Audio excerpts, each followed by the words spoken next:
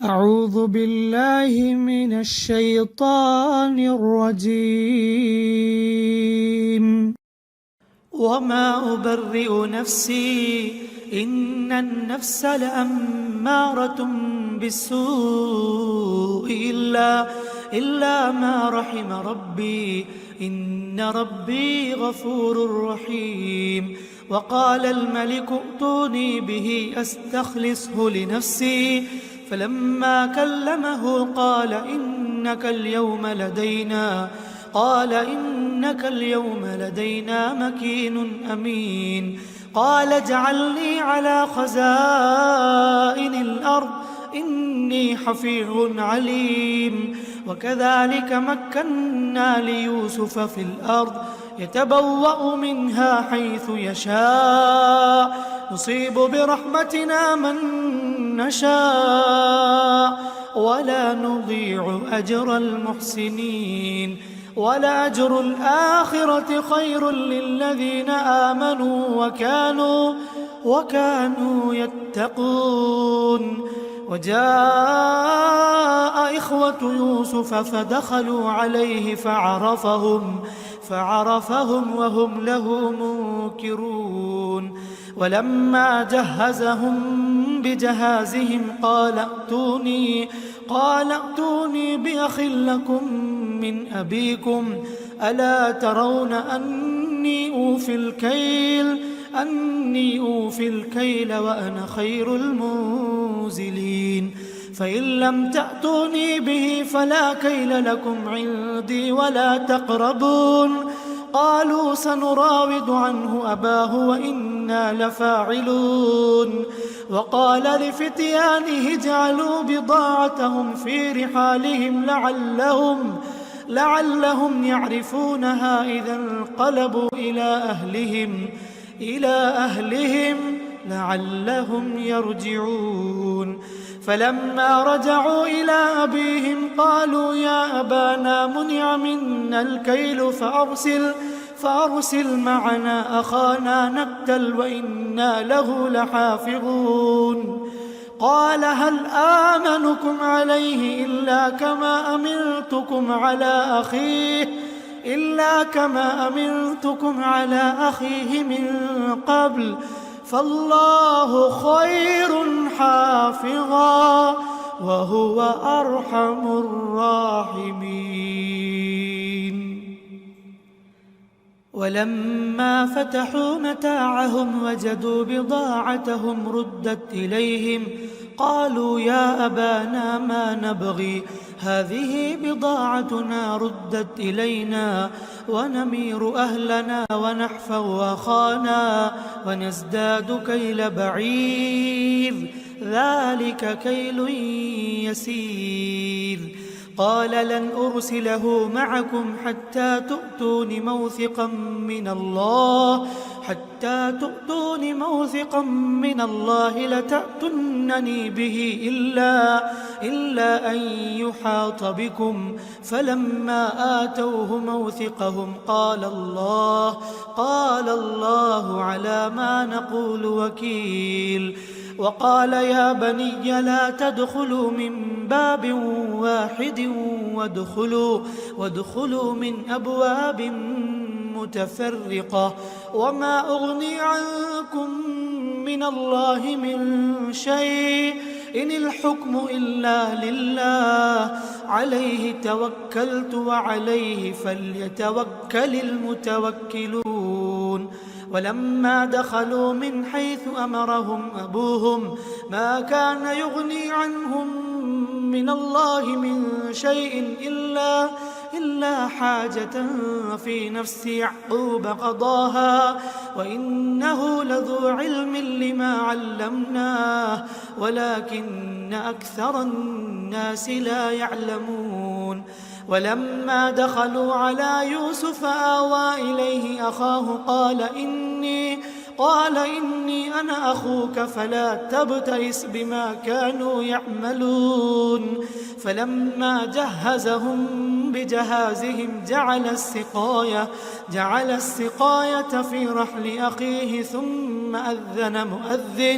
ثم ثم أذن مؤذن أيتها العير إنكم لسارقون قالوا وأقبلوا عليهم ماذا تفقدون قالوا نفقد صواع الملك ولمن جاء به حمل بعير وأنا به زعيم قالوا تالله لقد علمتم ما جئنا لنفسد في الأرض وما كنا سارقين قالوا فما جزاؤه إن كنتم كاذبين قالوا جزاؤه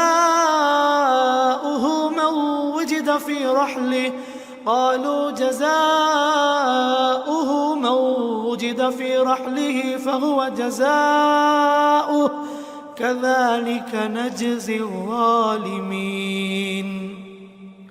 فبدأ بأوعيتهم قبل وعاء أخيه ثم استخرجها من وعاء أخيه كذلك كدنا ليوسف ما كان ليأخذ أخاه في دين الملك إلا أن يشاء الله نرفع درجات من نشاء وفوق كل ذي علم عليم قالوا إن يسرق فقد سرق أخ له من قبل فأسرها يوسف في نفسه ولم يبدها لهم قال أنتم شر مكانا والله أعلم بما تصفون قالوا يا أيها العزيز إن له أبا شيخا كبيرا فخذ أحدنا مكانه إنا نراك من المحسنين قال معاذ الله أن نأخذ إلا من وجدنا متاعنا عنده إنا إذا لظالمون فلما استيئسوا منه خلصوا نجيا قال كبيرهم ألم تعلموا أن أباكم قد أخذ عليكم موثقا من الله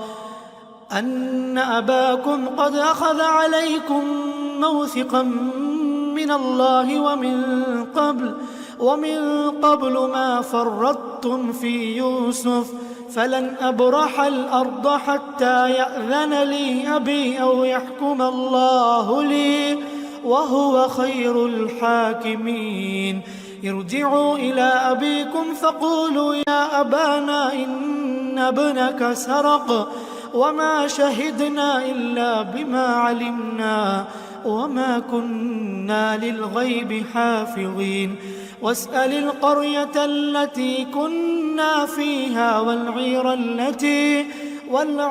التي أقبلنا فيها وإنا لصادقون قال بل سولت لكم أنفسكم أمرا فصبر جميل عسى الله أن يأتيني بهم جميعا إنه هو العليم الحكيم وتولى عنهم وقال يا أسفا على يوسف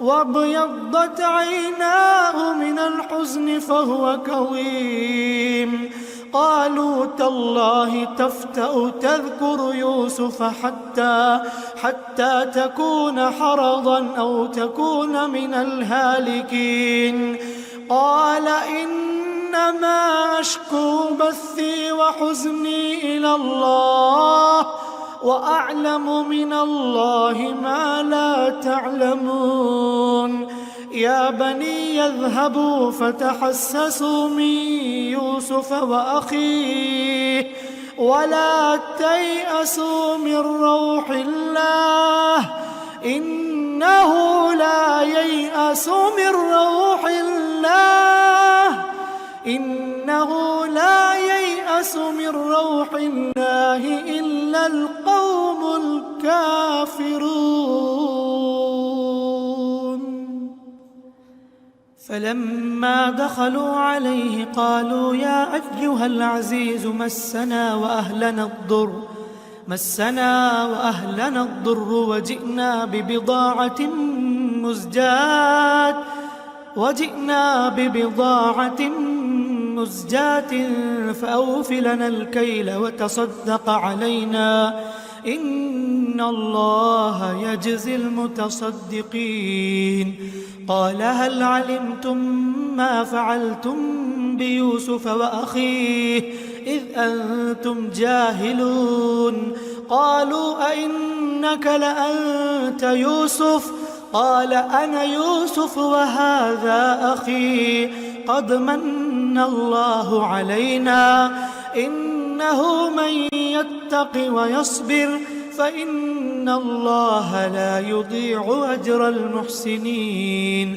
قالوا تالله لقد آثرك الله علينا وإن كنا لخاطئين. قال لا تثريب عليكم اليوم يغفر الله لكم وهو أرحم الراحمين. اذهبوا بقميصي هذا فألقوه على وجه أبي يأت بصيرا وأتوني بأهلكم أجمعين. ولما فصلت العير قال أبوهم إني لأجد ريح يوسف لولا أن تفندون. قالوا تالله إنك لفي ضلالك القديم. فلما أن جاء البشير ألقاه على وجهه فارتد بصيرا قال ألم أقل لكم إني أعلم من الله ما لا تعلمون. قالوا يا أبانا استغفر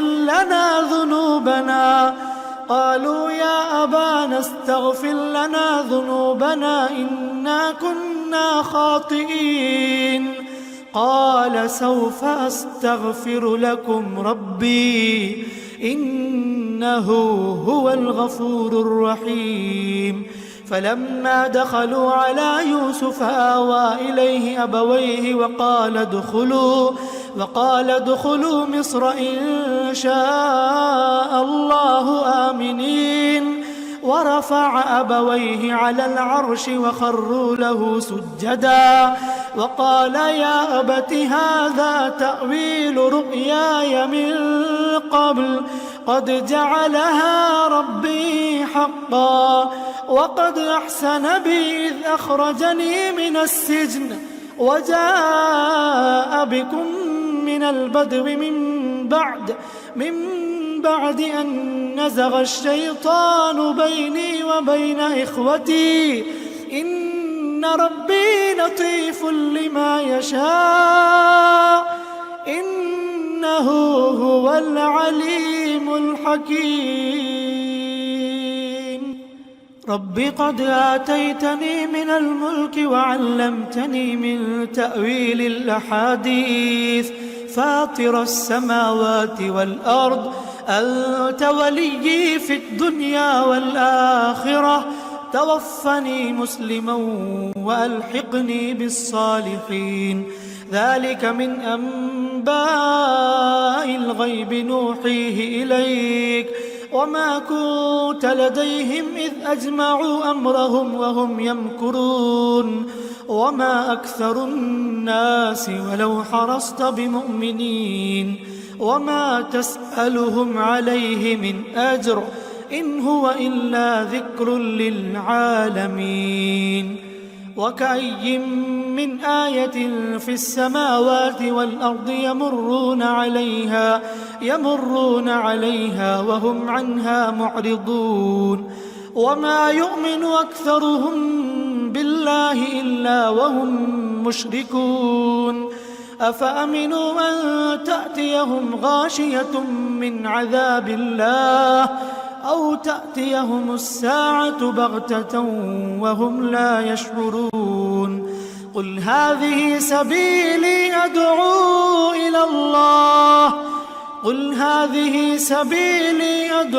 إلى الله على بصيرة أنا ومن اتبعني وسبحان الله وما أنا من المشركين وما أرسلنا من قبلك إلا رجالا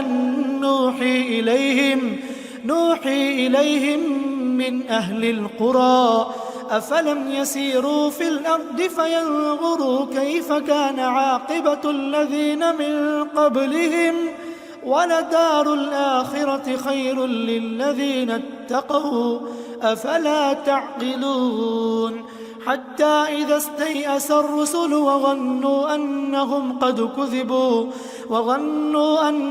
قد كذبوا جاءهم نصرنا فنجي من نشاء ولا يرد بأسنا عن القوم المجرمين لقد كان في قصصهم عبرة لأولي الألباب ما كان حديثا يفترى ولكن تصديق الذي بين يديه وتفصيل كل شيء وهدى ورحمة لقوم يؤمنون.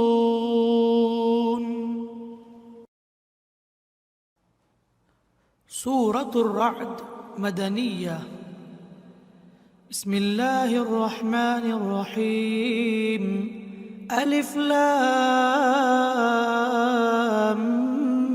ميم را تلك آيات الكتاب والذي أنزل إليك من ربك الحق ولكن أكثر الناس لا يؤمنون.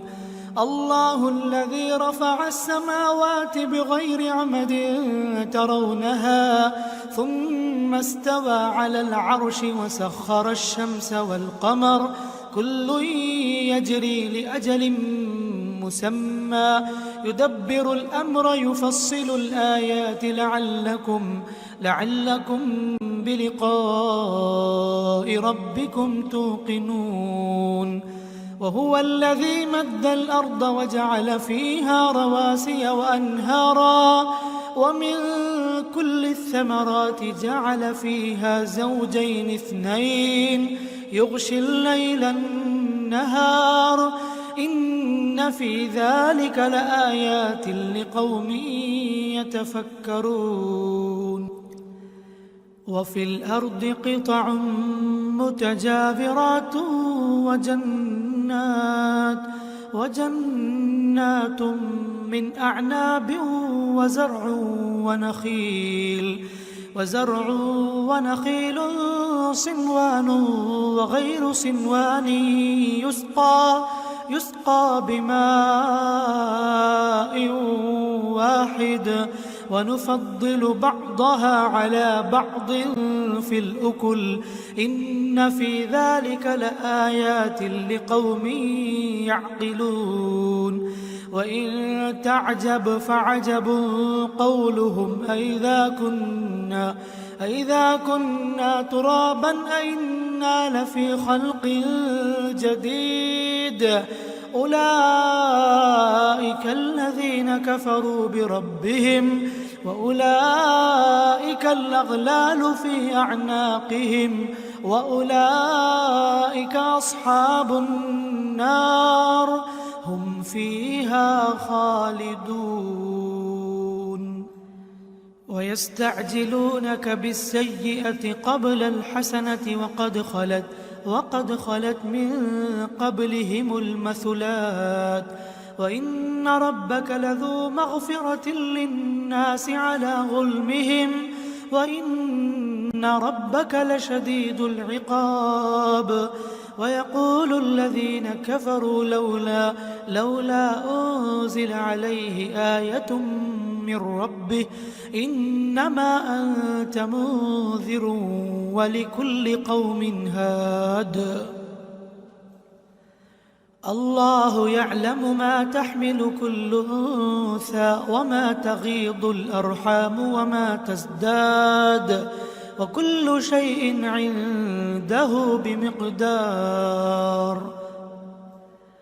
عالم الغيب والشهادة الكبير المتعال سواء منكم من أسر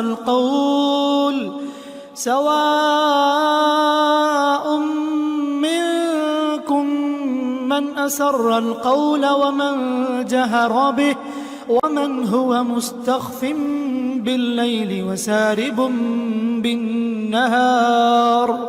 له معقبات من بين يديه ومن خلفه يحفظونه من أمر الله. إن الله لا يغير ما بقوم حتى يغيروا ما بأنفسهم. وإذا أراد الله بقوم سوءا فلا مرد له وما لهم من دونه من وال. هو الذي يريكم البرق خوفا وطمعا وينشئ السحاب الثقال ويسبح الرعد بحمده والملائكة من خيفته ويرسل الصواعق فيصيب بها من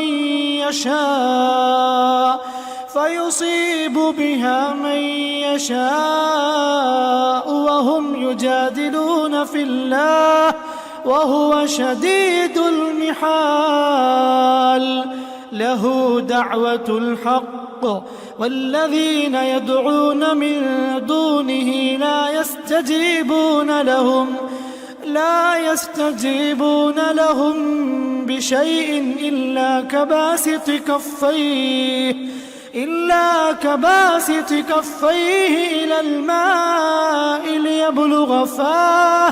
ليبلغ فاه وما هو ببالغه وما دعاء الكافرين إلا في ضلال. ولله يسجد من في السماوات والأرض طوعا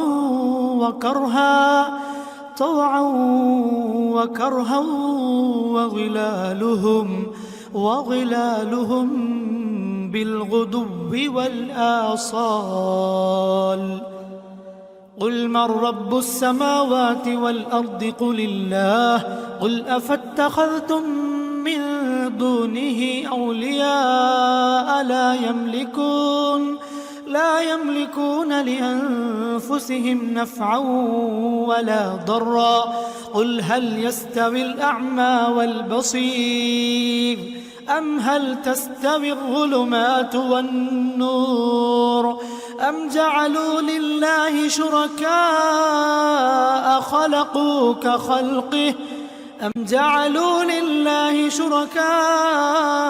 خلقوا كخلقه فتشابه الخلق عليهم. قل الله خالق كل شيء وهو الواحد القهار. أنزل من السماء ماء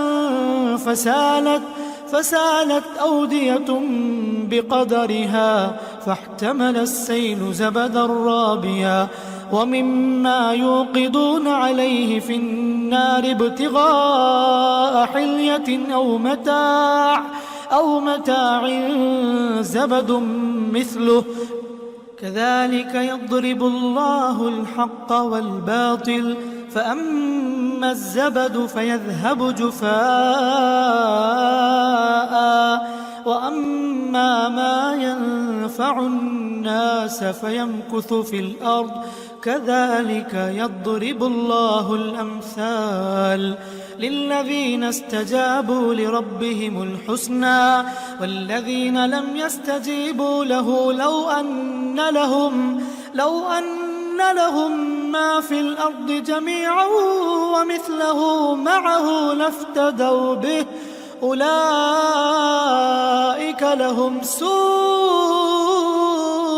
الحساب ومأواهم جهنم وبئس المهاد أفمن يعلم أنما أنزل إليك من ربك الحق كمن هو أعمى إنما يتذكر أولو الألباب الذين يوفون بعهد الله ولا ينقضون الميثاق والذين يصلون ما أمر الله به أن يوصل ويخشون ربهم ويخافون سوء الحساب والذين صبروا ابتغاء وجه ربهم وأقاموا الصلاة وأنفقوا مما رزقناهم سرا وعلانية ويدرؤون بالحسنة السيئة أولئك لهم عقبى الدار جنات عدن يدخلونها ومن صلح من آبائهم وأزواجهم وذرياتهم والملائكة يدخلون عليهم من كل باب سلام عليكم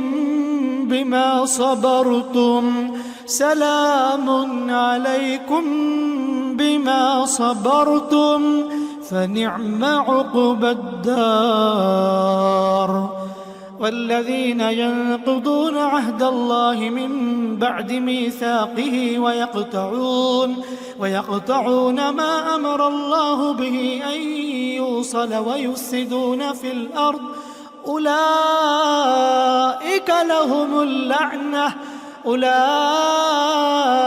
لهم اللعنة ولهم سوء الدار الله يبسط الرزق لمن يشاء ويقدر وفرحوا بالحياة الدنيا وما الحياة الدنيا في الآخرة إلا متاع ويقول الذين كفروا لولا أنزل عليه آية من ربه قل إن الله يضل من يشاء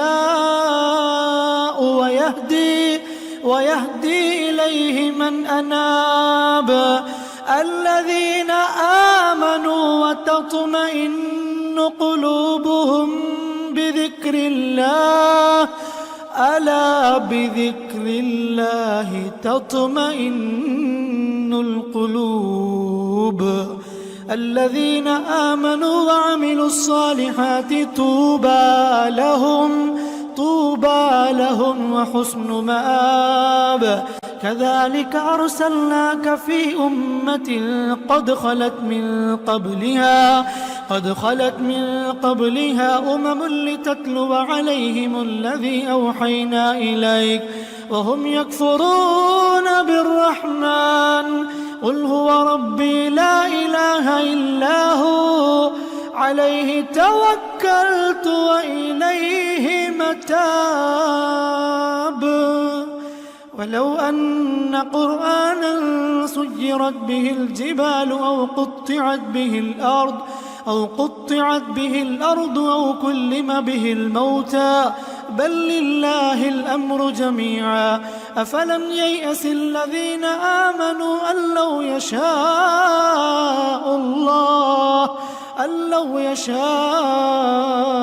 الله لهدى الناس جميعا ولا يزال الذين كفروا تصيبهم بما صنعوا قارعة أو تحل قريبا من دارهم حتى يأتي وعد الله إن الله لا يخلف الميعاد. ولقد استهزئ برسل من قبلك فأمليت للذين كفروا ثم أخذتهم فكيف كان عقاب. أفمن هو قائم على كل نفس بما كسبت وجعلوا لله شركاء قل سموهم أم تنبئونه بما لا يعلم في الأرض أم بظاهر من القول بل زين للذين كفروا مكرهم وصدوا عن السبيل ومن يضلل الله فما له من هاد. لهم عذاب في الحياة الدنيا ولعذاب الآخرة أشق وما لهم من الله من واق. مثل الجنة التي وعد المتقون تجري من تحتها الأنهار أكلها دائم وظلها تلك عقبى الذين اتقوا وعقبى الكافرين النار. والذين آتيناهم الكتاب يفرحون بما أنزل إليك ومن الأحزاب من ينكر بعضه قل إنما أمرت أن أعبد الله ولا أشرك به إليه أدعو وإليه مآب. وكذلك أنزلناه حكما عربيا ولئن اتبعت أهواءهم بعدما جاءك من العلم ما لك من الله من ولي ولا واق. ولقد أرسلنا رسلا من قبلك وجعلنا لهم أزواجا وذرية وما كان لرسول أن يأتي بآية إلا بإذن الله لكل أجل كتاب. يمحو الله ما يشاء ويثبت وعنده أم الكتاب. وإما نرينك بعض الذي نعدهم أو نتوفينك فإنما عليك البلاغ وعلينا الحساب. أولم يروا أنا نأتي الأرض ننقصها من أطرافها والله يحكم لا معقب لحكمه وهو سريع الحساب. وقد مكر الذين من قبلهم فلله المكر جميعا يعلم ما تكسب كل نفس وسيعلم الكفار لمن عقبى الدار. ويقول الذين كفروا لست مرسلا قل كفى بالله شهيدا بيني وبينكم ومن عنده علم الكتاب.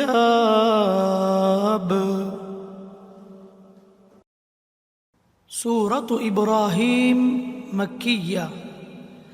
بسم الله الرحمن الرحيم. ألف لام را كتاب أنزلناه إليك لتخرج الناس من الظلمات إلى النور بإذن ربهم إلى صراط العزيز الحميد. الله الذي له ما في السماوات وما في الأرض وويل للكافرين من عذاب شديد. الذين يستحبون الحياة الدنيا على الآخرة ويصدون عن سبيل الله ويبغونها عوجا أولئك في ضلال بعيد وما أرسلنا من رسول إلا بلسان قومه ليبين لهم فيضل الله من يشاء ويهدي من يشاء وهو العزيز الحكيم ولقد أرسلنا موسى بآياتنا أن نخرج قومك من الظلمات إلى النور وذكرهم بأيام الله إن في ذلك لآيات لكل صبار شكور إن في ذلك لآيات لكل صبار شكور وإذ قال موسى لقومه اذكروا نعمة الله عليكم إذ أنجاكم من آل فرعون يسومونكم سوء العذاب ويذبحون أبناءكم ويستحيون نساءكم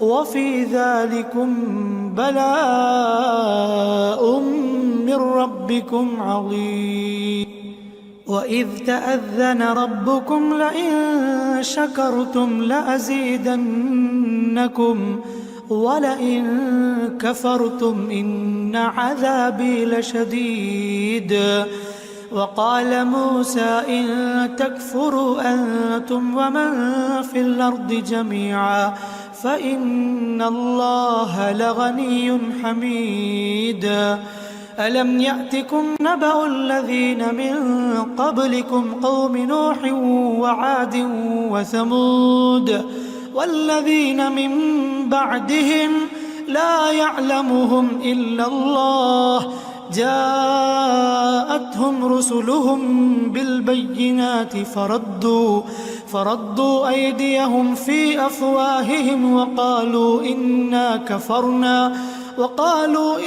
كفرنا بما أرسلتم به وإنا لفي شك مما تدعوننا إليه مريب قالت رسلهم أفي الله شك فاطر السماوات والأرض يدعوكم ليغفر لكم من ذنوبكم ويؤخركم إلى أجل مسمى قالوا إن أنتم إلا بشر مثلنا تريدون أن تصدونا عما كان يعبد آباؤنا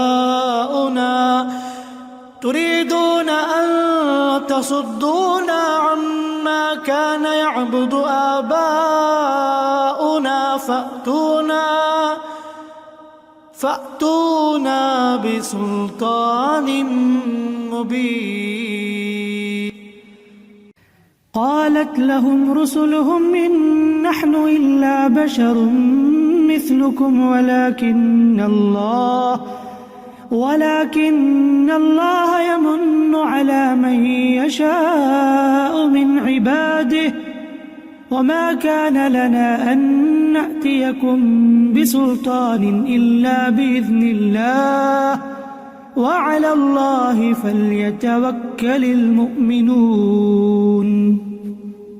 وما لنا ألا نتوكل على الله وقد هدانا سبلنا ولنصبرن على ما آذيتمونا وعلى الله فليتوكل المتوكلون وقال الذين كفروا لرسلهم لنخرجنكم من أرضنا أو لتعودن في ملتنا فأوحى إليهم ربهم لنهلكن الظالمين ولنسكننكم الأرض من بعدهم ذلك لمن خاف مقامي وخاف وعيد واستفتحوا وخاب كل جبار عنيد من ورائه جهنم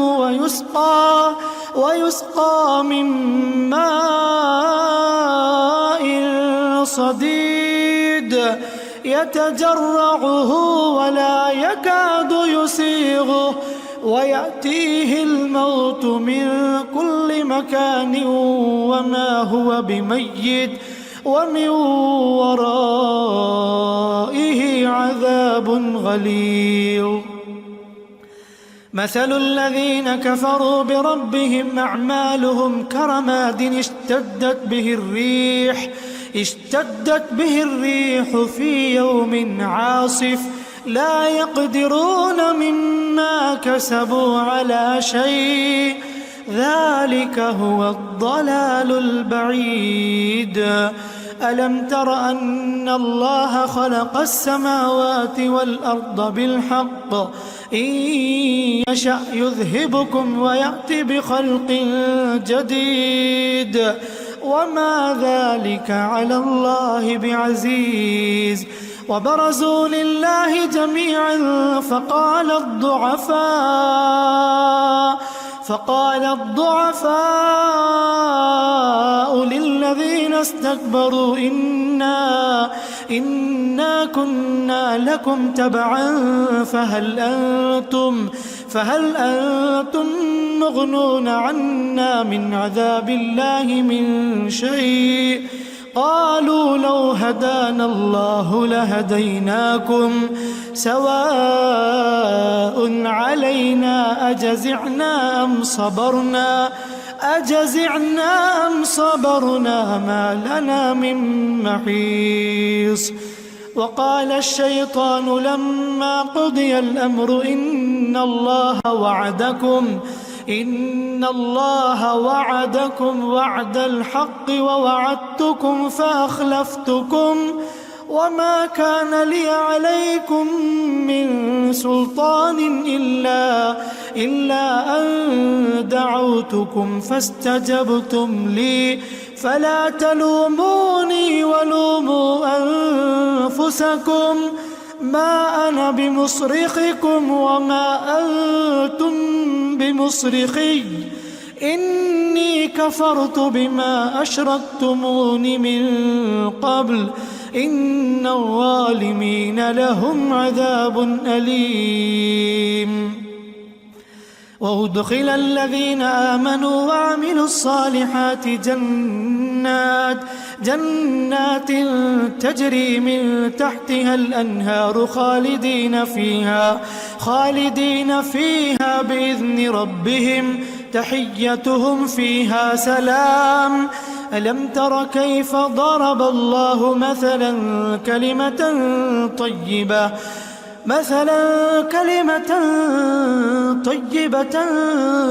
كشجرة طيبة أصلها ثابت وفرعها في السماء تؤتي أكلها كل حين بإذن ربها ويضرب الله الأمثال للناس لعلهم يتذكرون ومثل كلمة خبيثة كشجرة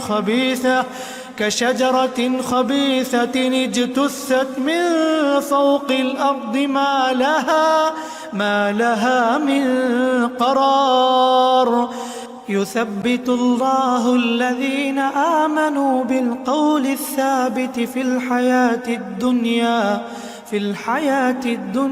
وفي الآخرة ويضل الله الظالمين ويفعل الله ما يشاء ألم تر إلى الذين بدلوا نعمة الله كفرا وأحلوا قومهم دار البوار جهنم يصلونها وبئس القرار وجعلوا لله أندادا ليضلوا عن سبيله. قل تمتعوا فإن مصيركم إلى النار. قل لعبادي الذين آمنوا يقيموا الصلاة وينفقوا مما رزقناهم سرا وعلانية من قبل أن يأتي يوم لا بيع فيه ولا خلال. الله الذي خلق السماوات والأرض وأنزل من السماء ماء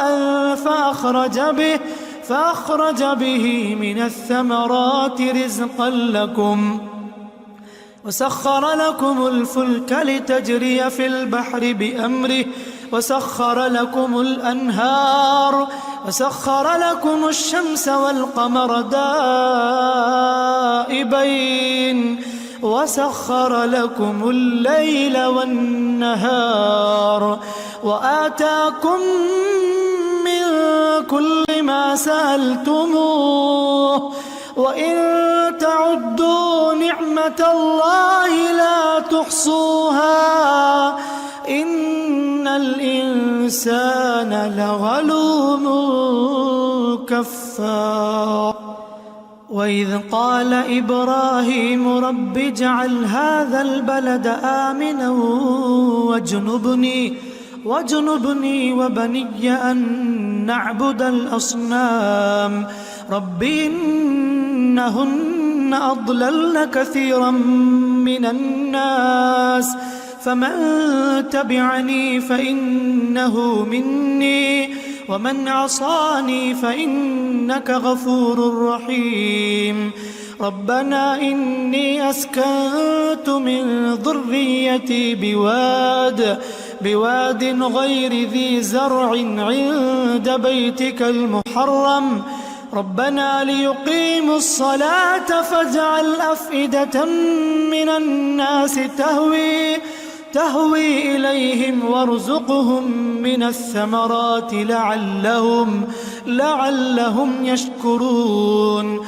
ربنا إنك تعلم ما نخفي وما نعلن وما يخفى على الله من شيء في الأرض ولا في السماء. الحمد لله الذي وهب لي على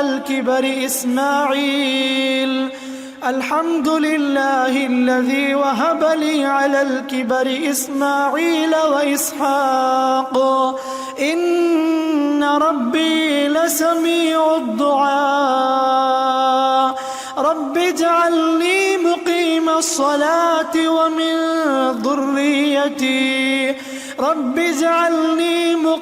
الصلاة ومن ذريتي ربنا وتقبل دعاء.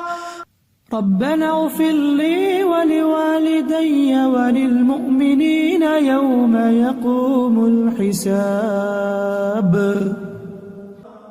ولا تحسبن الله غافلا عما يعمل الظالمون إنما يؤخرهم ليوم تشخص فيه الأبصار مهطعين مقنعي رؤوسهم لا يرتد إليهم طرفهم وأفئدتهم هواء. وأنذر الناس يوم يأتيهم العذاب فيقول الذين ظلموا ربنا أخرنا إلى أجل قريب نجب دعوتك ونتبع الرسل أولم تكونوا أقسمتم من قبل ما لكم من زوال. وسكنتم في مساكن الذين ظلموا أنفسهم وتبين لكم كيف فعلنا بهم وضربنا لكم الأمثال. وقد مكروا مكرهم وعند الله مكرهم وإن كان مكرهم لتزول منه الجبال فلا تحسبن الله مخلف وعده رسله إن الله عزيز ذو انتقام. يوم تبدل الأرض غير الأرض والسماوات وبرزوا لله الواحد القهار وترى المجرمين يومئذ مقرنين في الأصفاد سرابيلهم من قطران وتغشى وجوههم النار ليجزي الله كل نفس ما كسبت إن الله سريع الحساب. هذا بلاغ للناس ولينذروا به وليعلموا أنما هو إله واحد وليذكر أولو الألباب.